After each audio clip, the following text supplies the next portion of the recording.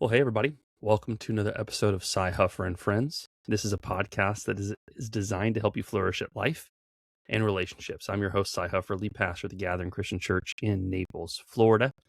And once a month on our podcast, we have someone from our church who gets to tell their story of what we call For the One. We believe that the mission of Jesus is for the one. It comes straight out of Luke 15, where you have three stories Jesus tells about the lost sheep, the lost coin, and the lost sons. And the shepherd and the woman and the father both go and search after the one, and they go crazy trying to find the one to get the one back. And so we love sharing these For the One stories of people who were far from God and who God brought back into his family. And we get to celebrate those in lots of different ways. And so today I'm excited to introduce you to my friend, Catie Andrews. Catie, tell everyone a little bit about yourself, your family, what you do, and who you are. Okay. Yeah, absolutely. So we've been in Naples for about 5 years now. I have two boys. One just turned 16 yesterday and an 11-year-old. And then I've been married for 16 years this summer to Andy. And I just kind of call myself Andy's putty. I do work for him. I'm in business development for him, but I just kind of am a jack of all trades and I fill in where I'm needed for the family, for him, for work. And yeah, that's just kind of who I am and what I do. And you talk about you have Aiden and Luke are your two boys, correct? Yes. Anything fun about them? Like, what do they like to do? Like, give us a little bit about like Aiden's hobbies and Luke's interests and hobbies. Yeah, absolutely. So Aiden is really into baseball right now. So it is baseball season right now. So we spend a lot of time there. He also just has a very unique, I would say, taste and style, which I kind of really love. I think he's kind of known for that around church, for his big baggy pants that he's bringing back into style and all that fun stuff, and his funky jewelry that he loves and all that. And he's really into anime. And so for his birthday yesterday, we went to Barnes and Noble and he was trying to explain it all to me. And I don't really understand it, but he loves it. So, I try to embrace it as much as I can. And Yeah. then for Luke is our little goofball. He keeps us laughing all the time. He is just never serious really about anything. But is also our love bug. He's super sweet. He's just a sweet kid. And he really is just kind of your typical 11-year-old boy. He likes to go outside and fish, but he also really loves to be inside playing Fortnite, yelling on his computer, all that fun stuff. I love that. Your boys are just the best. I love them so much. They're so cool. What when I have a friend on, which I consider us friends. I part of the way the podcast works is I believe that my friends are the best friends in the world, and that I have the best friends in the world, and they make me flourish at life and relationships, and so me sharing them with others will help them flourish too. And so I like asking people who come on to the podcast, how do we become friends? And I like hearing their side of the story. And so, what's our friendship story, Catie? I remember meeting you for the first time. I don't know if you remember that. Yeah, so I remember first meeting you at Paul's house. That's where Paul yeah, and I were yeah. business partners at the time, and I was feeling a little lost. We were working with another church, and we just weren't quite sure that that's where we should be, where we wanted to be, and moving around so much. We moved 9 times in 13 years before we got here, and it's just kind of always finding your community is kind of hard. So I was just kind of talking about like maybe exploring other churches, and Paul and I were having a meeting, and he's like, well, Monica and Sai are going to come over and they're bringing me a housewarming gift. You should talk to them and you should get to know them. And I was like, okay. And what I loved about that whole interaction is that you and Monica were never pushy in any way, shape, or form. Like I kind of told you where I was at and kind of the struggles I was having mentally. And you guys didn't try to poach us. You didn't try to say, like, hey, you guys should totally ditch out on that church and come over here. You just said, it sounds like you have some stuff that you need to pray on and think about. And if you ever have any questions, we're always here. And, that was kind of the end of the conversation, which I really appreciated. I thought was very respectful and very nice. And I remember going home and telling Andy, I was like, we've got to go check out this other church. And Andy's like, I don't know. I think we should be loyal. And I was like, you don't know. You weren't there. I just had a good feeling. And so we just kind of jumped in both feet with the gathering. And over time, we've just really gotten to know you and Monica and your family. And we've just really enjoyed it. And, I know Andy really enjoys your guys' guys' nights and bro time and all that fun stuff. We So, do. We do. so That's awesome. Well, mhm. Catie, I want to just take a moment and have you just unpack a little bit of your story of how you've taken several significant steps in your faith over the last 2 years since that moment when I met you at Paul's house. And so I want to do is I'm just kind of back up a little bit and just kind of have you, give us the story, from the beginning. Like, how did you grow up? Like, what is your faith background? How did you grow up? Did you go to church? Did you follow Jesus? Like, tell us a little bit about that. Yeah, so I actually did not grow up in the church, and I do think that that is what took is part of what made it take me so long to get there, like why I'm there later in life. I was given up for adoption by my biological dad to my mom's third husband, and that's my baby sister's dad. And he was really my only exposure to any sort of religion. He was not Christian, he belongs to another religion. And that was kind of my only thing, but we didn't go to church every Sunday. And I think that that actually did more damage than it did good because I was seeing people that were supposed to be devout people of this religion, and they were not kind people. They were not nice people. My adoptive dad was not practicing the religion, but when his family came into town, then all of a sudden he looked like he was. And so there was a lot of confusion. So growing up in that, in my like preteen era, that was very confusing. It's already a very confusing time of life. And then you have this other factor into that. And then when him and my mom split up, that side of the family treated me completely different. And it basically boiled down to that I wasn't blood. And so for me to see from the outside these people that are supposed to be these upstanding members of a church and they're supposed to be these devout people to this religion, and the way that they were treating me, I was like, this is not something that I want to be a part of. This is super confusing. I'm so good. And so for the longest time, I was like, religion is a facade. It's like people just do it to make themselves feel good. And I didn't really believe any of it. So for a really, really long time, up until a couple of years ago, that was kind of my stance on things. Yeah. Wow. It's crazy how like that that can set you on a trajectory for so long, right? Like, can you look back and just kind of think about like all of the, decisions that you made or things that you think were a result of like not having that I don't know. I don't know how to ask that question, but almost like the like that broken like hypocrisy, Hmm. and that had collateral damage in your life for probably, I don't know, a decade or two. That would be accurate. Yeah. Yeah, and it is really hard, and I do look back at it, and because I do now have people in my life that grew up in the church, and it's funny because not everybody that grew up in the church had this sunshine and rainbows experience. It's not a cure all be all, but I do wonder because there were things in my past that I took. I wish I wonder if I would have gone a different way. I try to remind myself that I'm on the path I'm on for a reason, but sometimes it does kind of peek its head up and go like, well, would I have chosen B instead of A, and what would have that looked like and stuff like that. It is difficult not to have those questions or Sure. those thoughts. Absolutely. Well, we always say at the gathering that your past does not define you, but it does impact you.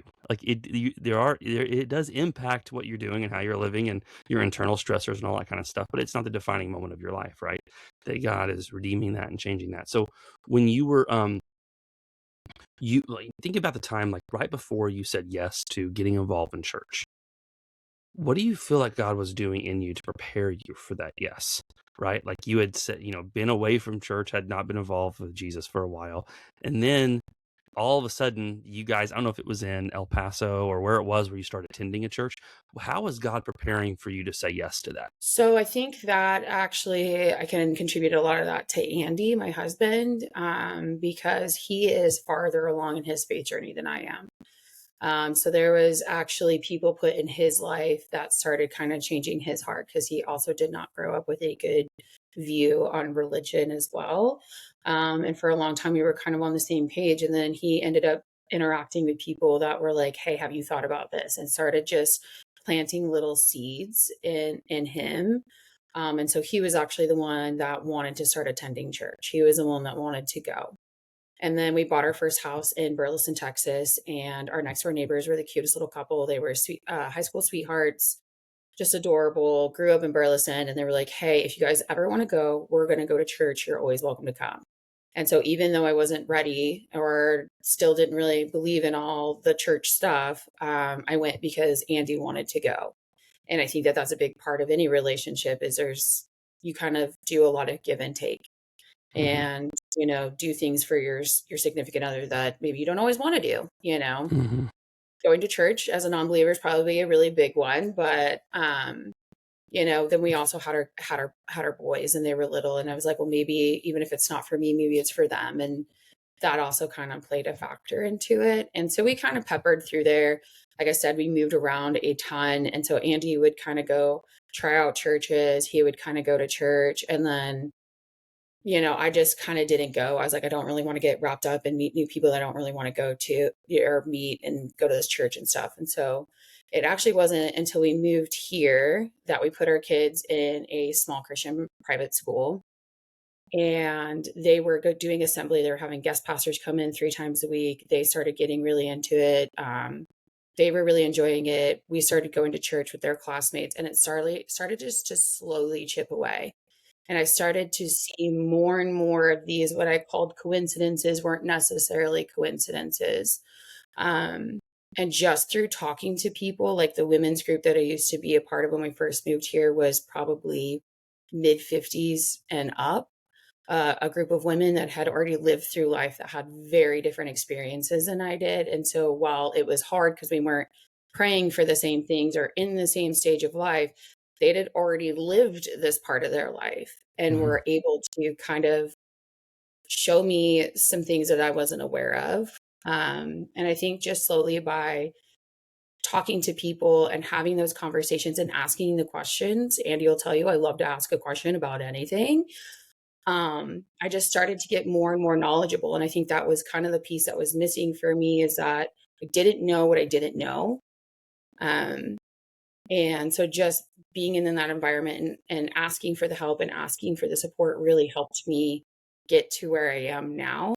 And so when the option was presented to us to like start helping with the gathering and get more involved, I was like, yeah, I'm still not 100%, but being in this environment is what's gotten me this far. So what is being more in this environment going to do? It's just going to be even better. So, now since we've been, with the church since the beginning, it's just snowballed and it's been wonderful. Yeah, it really has. And it's been cool being able to do this with you all. Like you all have been part of it since the very beginning. So last year on our anniversary Sunday, you made a big decision that day. And so walk us through the decision that you made to get baptized, because it was not planned. It was not. Actually, it was I am not getting baptized this day. Yeah. Is that right?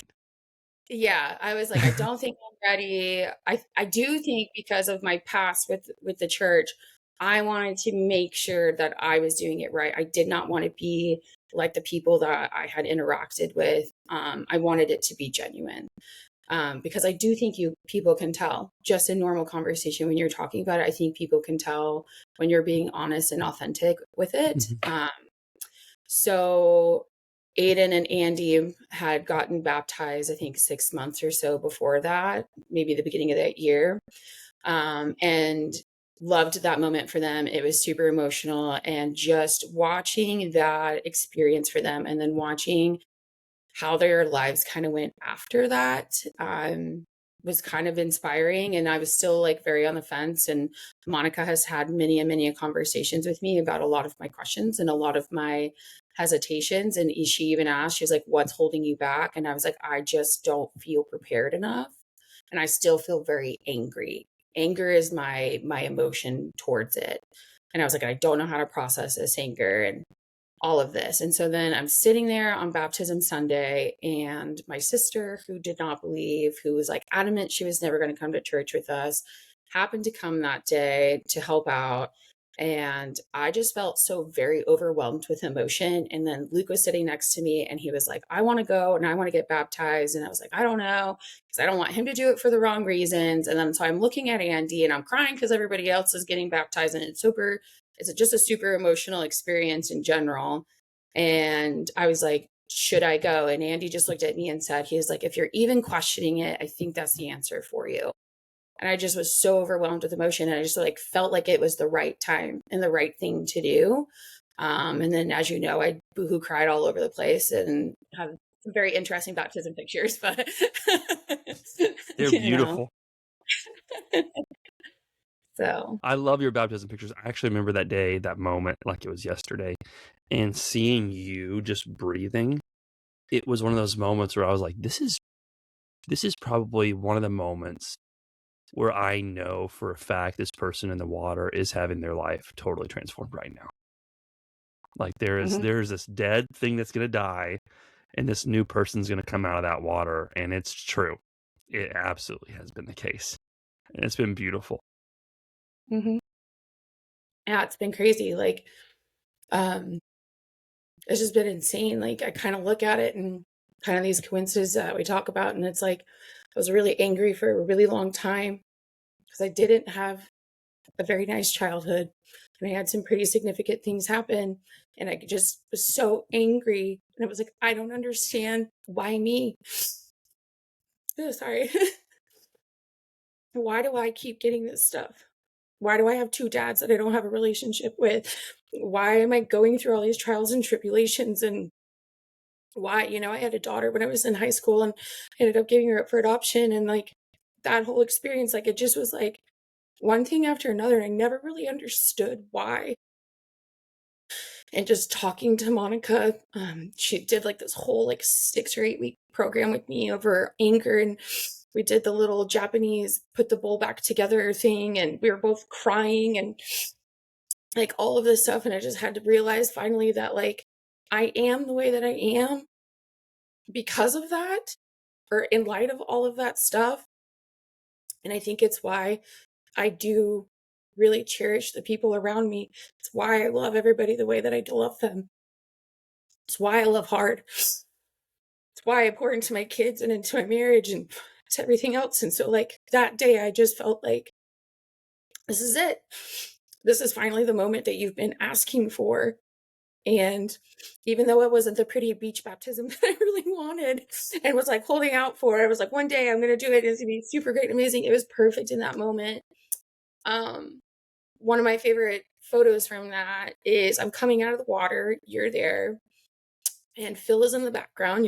He's kind of blurry, but you can see him. And he's just like yelling with his guitar. And I know that Nick, one of our best friends, was singing I Know a Name in the background. And it was just like this super magical moment. And I was like, I could not have ever been perfect. My best friend, Lindsay, who doesn't hug anybody, gave me the biggest hug. I actually think I got two that day. So like all around, it was perfect. My sister was there who said she was never going to go to church, and she's crying, Andy's crying, my boys are crying, and it was just an overwhelming moment, and I couldn't have asked for anything better, you know? Since this journey you've been on, I want to ask you this question: How have you seen Jesus give you that made for more life, that full life? How has following him made your life more abundant? I think because I was so angry and I did have so many bad interactions with people and relationships and them falling apart and all this stuff, like I just became a recluse. And I was like, I'm just going to white knuckle life. I'm going to figure it out on my own. I don't need anybody else. I've always been the one to help myself. And, it'll just be me and my little posse, just the four of us, and we'll figure it out. And since working at with the gathering and just attending church and being in this community and being more in the word and trying to educate myself and learn and everything, I've just come to realize that that's not sustainable and that's not how we're meant to live. And I think that's probably one of the biggest ways it's helped is I'm just now surrounded by people that I think genuinely love me and care for me and want to do life with me in any capacity, whatever that looks like. I have a great relationship with my kids. I have a great marriage. my family all is coming to church regularly, and like it's just so much positive, and I feel good, and I feel positive, and I feel like settled and content, which I haven't felt probably really ever. And I think that's the biggest thing is like, I know that what comes and goes is fine. Andy and I are going to figure it out. And I have people that I can lean on around me that are going to help me through it. And it's going to be fine. And to me, that's the biggest piece. If that's all I get out of it, that's fine. I'm happy with that, you know? That's beautiful. Okay, so I want you to share a little bit about this part of your story. So like you get baptized. Like you said, you have a sister there who does not believe in Jesus. I think she got tricked into coming that day because she was working a t-shirt store for Monica, right? That's what she would say. I think if she was here, I think that's what Tori would say. So since then, you have brought your sister to church. Your mom's moved here. She started coming. And then your other sister has moved here and your nephew, and they are coming. Can you tell a little bit about where your family's at right now with Jesus, your mom and your sisters? Yeah, absolutely. So yes, if you would have told me, I just listen, like you said, I'm relatively newly baptized, doing this whole church thing. And if you would have told me that my family would be where they're at right now, I would have laughed. I think that's funny. But you know, I think so. Like my sister, my baby sister that got tricked into that, was actually just recently baptized like a week ago, which is crazy because she was probably the toughest one out of all of us. I was like, you're crazy. I love that for you. If that's what you want to do with your life, so be it. She lived with us for a year, and I think she went to church once. And that was because Monica paid her to come help, you know. And so it's one of those things. And so she's currently getting some help that she really needs. And where she's at has just been super beneficial. And so we were at Exponential, and I got the text that she was going to get baptized. And I was sharing that moment with you and Monica, and I shared that with my other sister that's living with me. And she privately texted me and was like, hey, I also want to get baptized. Who do I talk to? And I'm like having this moment, and I'm like, what is going on? And so I'm just like super excited. I'm already pumped up from Exponential. And then these things are happening, and I'm having this super emotional moment. And I come home, and we go visit my sister where she's at. And we start talking about it with my mom. And my mom was like, you know, my parents grew up Baptist, and they were trying to get me to be baptized for the wrong reasons. It was just like I hadn't been baptized, so they felt like I should. It wasn't for right, like good reasons. And she's like, I just don't think I'm ready. And I just asked, I was like, why don't you think you're ready? And she said, well, because I don't want to do the classes and answer the questions and go through this whole big process. And I was like, that's not required. Like, if you just want to be baptized, like that's all you have to say is I want to be baptized. And she starts having this emotional moment, and all four of us are crying. And she was like, I think I want to be baptized too. So I have my whole family that's moved here from Washington, Montana, Idaho. They're all collected with me. They all want to get baptized. And it's just crazy. Like, I don't know what's happening, but it's so good, you know? I love that. I love that Yeah. because there's this mentality that we have of, you know, you need to go share your faith. We talk about like, live life for the one. Like this is a for the one story. You know, the shepherd left the 99 sheep in the field to go find the one that had wandered off. And when we tell Christians that, or followers of Jesus, hey, go share your faith with others, they always think about person X, the stranger. So I need to talk to a cashier or go knock on doors and just randomly tell people that I don't know about Jesus, and you know, accost people at the mall or whatever. And it's like, no, actually there's a book called Concentric Circles of Concern, and they say, no, don't look for the random stranger out there. Start with your family. Who in your family doesn't know Jesus? And then move out from that. Okay, your immediate family, extended family, best friends, neighbors. Like start from that circle of those closest to you and slowly work your way out to person X. And what I love is you've done that. You didn't even read the book. I didn't. No. And in the book of Acts, they call that oikos. conversions. Oikos is the Greek word for household. But there's times where you have this jailer in Philippi. He wants to get baptized, and his whole household follows him. Cornelius, the Gentile in Acts 10, he wants to get baptized and follow Jesus. And then it says, and his whole household does as well. And I don't know if you knew that, but you are leading with your family a household conversion. And so I just want to affirm you that not only has Jesus transformed your life, but you're turning around and sharing this good news with those that you love most. And a lot of times that oikos, that household, are those that have probably hurt you the most too. And that's really hard, But I am so proud of you and how you have been just so faithful to loving those closest to you, for to both sisters, having them in your house and live with you for a season. You may have to get a new husband soon, but you have helped both of your sisters. So I want to ask you, how would you encourage other people, no matter where they are in their faith journey, to join Jesus' mission for the one? How would you encourage them? What would you say to them? I would just say that I think we build it up into something bigger than what it is. I think that for me, I wasn't shoving this down my family's throat. I wasn't like, come to church on Sunday or else, or putting conditions on it, or even like just word vomiting about it to them or any of that. I wasn't doing any of that. I was just naturally sharing what was going on in my life, and just talking about how much I was enjoying going to church, or how much I enjoyed volunteering, or some cool things that happened, and some cool stories and whatever. And I just was very natural with it. And I think that is kind of what we miss. That like, if you are surrounded by people and you're talking to people, they already enjoy your presence. You don't have to make it a big deal. Just share about it. They're going to ask questions. They're going to get curious about it. You don't have to have all the answers. I definitely don't have all the answers. I've had people ask me, well, why? And like, what about this? And what about that? And I just kind of share my answer, right, wrong, indifferent. Or if I'm like, hey, I'm not 100% sure on that, I would actually point you towards Monica and Tyre, or somebody that's more educated on that than me. But I can just tell you from my personal experience. And I think that genuine connection and that genuine conversation is what kind of breaks down some of those walls, you know? Absolutely. And I think that that's just what's happened. Like my family, I invited them every Sunday. I invite them to do stuff with us, but I don't give them a hard time if they don't want to come. If my mom looked at me and was like, hey, I worked all week and I don't want to come to church. Okay, that's fine. Like, okay. And I think that's my biggest piece of advice is just genuinely talk about it. Just share about the good stuff.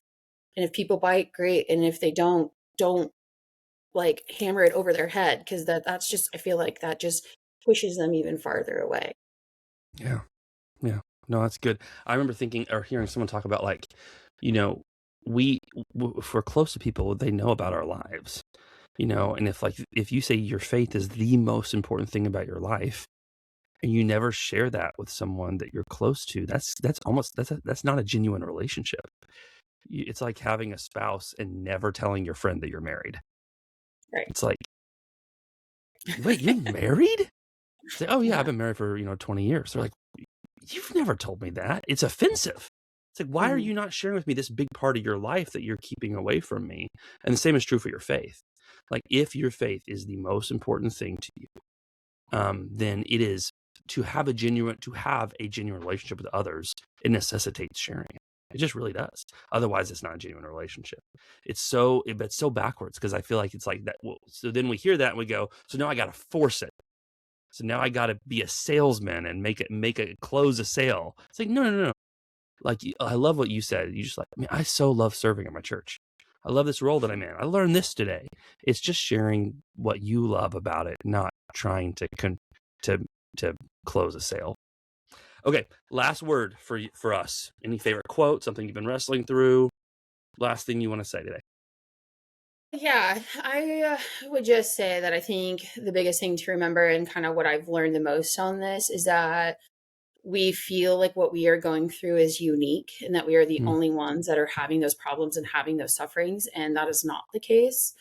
Even if you're not 100% on board yet and you're not really sure where you stand with your faith, even just joining like a home group and just listening to other people share what's currently going on in their life, or some sort of community within the church, and just hearing that, like, you know what, other people do have bad marriages, or they do struggle with their relationship with their kids, or they're struggling with their finances or whatever.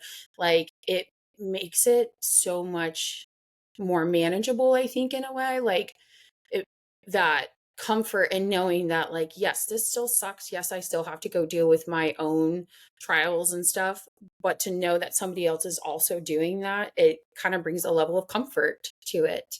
And I think that that's why it took me so long to get where I'm at, is I just was so stubborn, and I was like, I can do this alone. I don't need God, I don't need community, I don't need any of this. And it's not true. At the end of the day, if everybody did walk out of my life and all I had was God, that's okay too. Like, I can rebuild and I can do that, knowing that He's there, and knowing that what I'm going through, there's a positive end to it. Do you know what I mean? I think just having that mentality will get you pretty far in life. Absolutely. Oh, it's beautiful. Catie, I love your story. I love how God's moving in your life. It's incredible to watch, and it's been awe-inspiring to just be able to be a witness to it, and to celebrate with you all of these cool moments. Well, everybody, if hopefully you've enjoyed today and enjoyed Catie's story about being one of the ones that the shepherd, that the woman that the father went out to and brought back home. And so, Catie, thank you for sharing your story with us today. Really appreciate it. Thanks. Yeah. If you like to follow along, you can do that on Apple, Spotify, or YouTube. That's where everything we post happens. We do have an Instagram account at SciHuffer and Friends. You can follow along there as well. And as always, remember that you were made for more, so don't settle for anything less. Have a good day.